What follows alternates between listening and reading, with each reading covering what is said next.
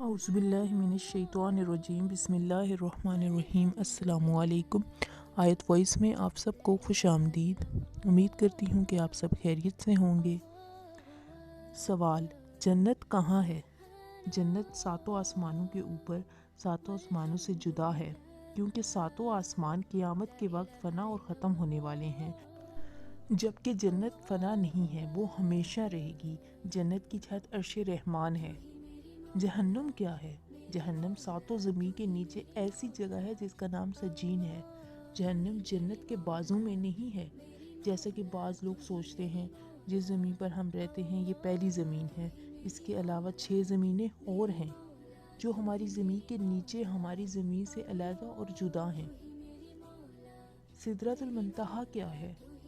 سدرہ عربی میں بیری اور بیری کے درخت کو کہتے ہیں۔ المنتہا یعنی آخری حد۔ یہ بیری کا درخت وہ آخری مقام ہے جو مخلوق کی حد ہے۔ اس سے آگے حضرت جبرائیل بھی نہیں جا پاتے ہیں۔ سدرۃ المنتہا ایک عظیم الشان درخت ہے۔ اس کی جڑیں چھٹے آسمان میں اور اونچائیاں 7ویں آسمان سے بھی بلند ہیں۔ اس کے پتے ہاتھی کے کان اور پھل بڑے گھڑے جیسے ہیں۔ اس پر سنہری تتلیاں منڈلاتی ہیں۔ یہ درخت جنت سے باہر ہے۔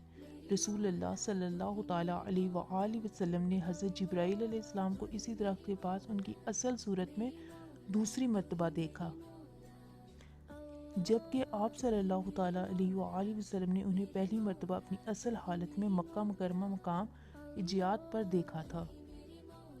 حورین کون ہیں؟ حورین جنت میں مومنین کی بیویاں ہوں گی۔ یہ نہ انسان ہیں، نہ جن ہیں اور نہ ہی فرشتہ ہیں۔ اللہ تعالیٰ نے انہیں مستقل پیدا کیا ہے۔ یہ اتنی خوبصورت ہیں کہ اگر دنیا میں ان میں سے کسی ایک کی محض جھلک دکھائی جائے تو مشرق اور مغرب کے درمیان روشنی ہو جائے۔ حور عربی زبان کا لفظ ہے اور حورا کی جمع ہے۔ اس کے معنی ایسی آنکھ جس کی پتلیاں نہایت سیاہ ہوں اور اس کے اطراف نہایت سفید ہوں، اور عین عربی میں آئینہ کی جمع ہے۔ اس کے معنی ہیں بڑی آنکھوں والی۔ ولدان مخلدون کون ہیں؟ یہ اہل جنت کے خادم ہیں۔ یہ بھی انسان یا جن یا فرشتے نہیں ہیں۔ انہیں اللہ تعالیٰ نے اہل جنت کی خدمت کے لیے مستقل پیدا کیا ہے۔ یہ ہمیشہ ایک ہی عمر کے یعنی بچے ہی رہیں گے، اس لیے انہیں الولدان المخلدون کہا جاتا ہے۔ سب سے کم درجہ کے جنتی کو 10,000 ولدان مخلدون عطا ہوں گے۔ احراف کیا ہے؟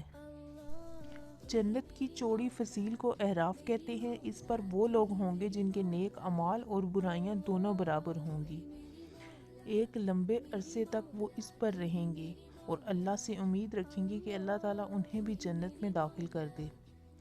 انہیں وہاں بھی کھانے پینے کے لیے دیا جائے گا، پھر اللہ تعالیٰ انہیں اپنے فضل سے جنت میں داخل کر دے گا۔ قیامت کے دن کی مقدار اور لمبائی کتنی ہے؟ 50,000 سال کے برابر، جیسا کہ قرآن مجید میں ارشاد ہے۔ حضرت ابن عباس رضی اللہ عنہ سے روایت ہے کہ قیامت کے 50 موقف ہیں اور ہر موقف 1000 سال کا ہوگا۔ جب آیت نازل ہوئی تو حضرت عائشہ رضی اللہ عنہا نے نبی کریم صلی اللہ تعالیٰ علیہ وآلہ وسلم سے پوچھا کہ یا رسول اللہ، جب یہ زمین و آسمان بدل دیے جائیں گے تب ہم کہاں ہوں گے؟ آپ صلی اللہ تعالیٰ علیہ وآلہ وسلم نے فرمایا، تب ہم پل صراط پر ہوں گے۔ پل صراط پر سے جب گزر ہوگا اس وقت صرف 3 جگہیں ہوں گی: جہنم، جنت، پل صراط۔ رسول اللہ صلی اللہ تعالیٰ علیہ وآلہ وسلم نے فرمایا، سب سے پہلے میں اور میرے امتی پل صراط کو طے کریں گے۔ پل صراط کی تفصیل: قیامت میں جب موجودہ آسمان اور زمین بدل دیے جائیں گے اور پل صراط پر گزرنا ہوگا، وہاں صرف 2 مقامات ہوں گے، جنت اور جہنم۔ جنت تک پہنچنے کے لیے لازماً جہنم کے اوپر سے گزرنا ہوگا۔ جہنم کے اوپر ایک پل نصب کیا جائے گا، اسی کا نام صراط ہے۔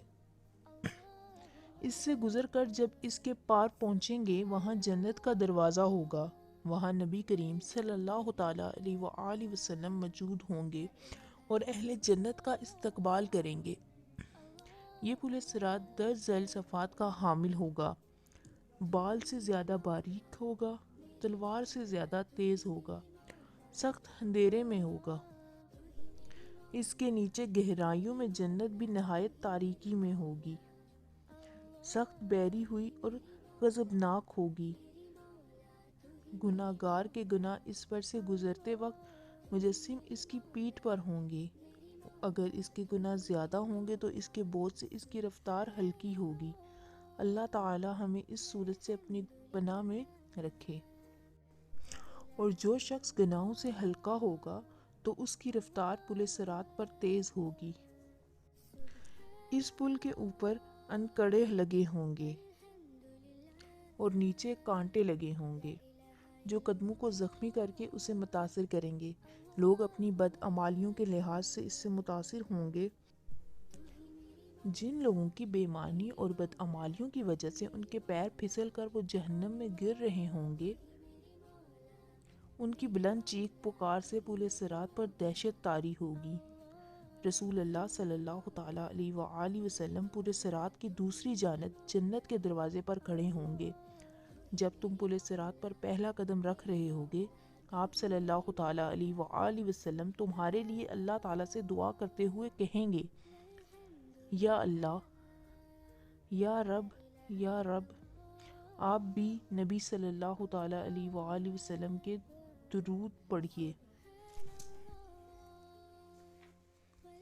لوگ اپنی آنکھوں سے اپنے سامنے بوجھوں کو پل صراط سے گرتا ہوا دیکھیں گے اور بوجھوں کو دیکھیں گے کہ وہ اس سے نجات پا گئے ہیں۔ بندہ اپنے والدین کو پل صراط پر دیکھے گا لیکن ان کی کوئی فکر نہیں کرے گا۔ وہاں تو بس ایک ہی فکر ہوگی کہ کس طرح خود پار ہو جائیں۔ روایت میں ہے کہ حضرت عائشہ رضی اللہ عنہا قیامت کو یاد کر کے رونے لگی۔ رسول اللہ صلی اللہ تعالیٰ علیہ وآلہ وسلم نے پوچھا، عائشہ کیا بات ہے؟ حضرت عائشہ نے فرمایا، مجھے قیامت یاد آ گئی۔ یا رسول اللہ، کیا ہم وہاں اپنے والدین کو یاد رکھیں گے؟ کیا وہاں ہم اپنے محبوب لوگوں کو یاد رکھیں گے؟ آپ صلی اللہ تعالیٰ علیہ وآلہ وسلم نے فرمایا، ہاں یاد رکھیں گے، لیکن وہاں 3 مقامات ایسے ہوں گے جہاں کوئی نہیں یاد رکھے گا۔ جب کسی کے اعمال تولے جائیں گے، جب اعمال نامہ دیے جائیں گے، جب پل صراط پر ہوں گے۔ دنیاوی فتنوں کے مقابلے میں حق پر جمے رہو۔ دنیاوی فتنے تو سراب ہیں، ان کے مقابلے میں ہمیں مجاہدہ کرنا چاہیے اور ہر ایک کو دوسرے کی جنت حاصل کرنے پر مدد کرنا چاہیے، جس کی وسعت آسمانوں اور زمین سے بھی بڑی ہوئی ہے۔ اس پیغام کو آگے بڑھاتے ہوئے صدقہ جاریہ کی نیت کرنا نہ بھولیں۔ یا اللہ، ہمیں ان خوش نصیبوں میں کر دیجیے جو پل صراط کو آسانی سے پار کر لیں گے۔ اے پروردگار، ہمارے لیے حسن خاتمہ کا فیصلہ فرمائیے۔ آمین۔ اس تفصیل کے بعد بھی کیا گمان ہے کہ وہاں کوئی رشتہ داریاں نبھائے گا جس کے لیے تم یہاں اپنے اعمال برباد کر رہے ہو؟ مخلوق کے بجائے خالق کی فکر کرو، اپنے نفس کی فکر کرو۔ کتنی عمر گزر چکی ہے اور کتنی باقی ہے؟ کیا اب بھی لاپرواہی اور عیش کی گنجائش ہے؟ اس پیغام کو دوسروں تک بھی پہنچائیں۔ یا اللہ، اس تحریر کو میری جانب سے بھی اور جو بھی اس کو عام کرنے میں مدد کرے، سب کے لیے اس کا صدقہ جاریہ بنا دیجیے۔ آمین۔ ویڈیو اچھی لگے تو ویڈیو کو لائک، شیئر اور چینل کو سبسکرائب لازمی کریں اور ساتھ لگے بیل آئیکن کو بھی کلک کریں تاکہ آنے والی ویڈیو آپ تک پہنچ سکے۔ شکریہ۔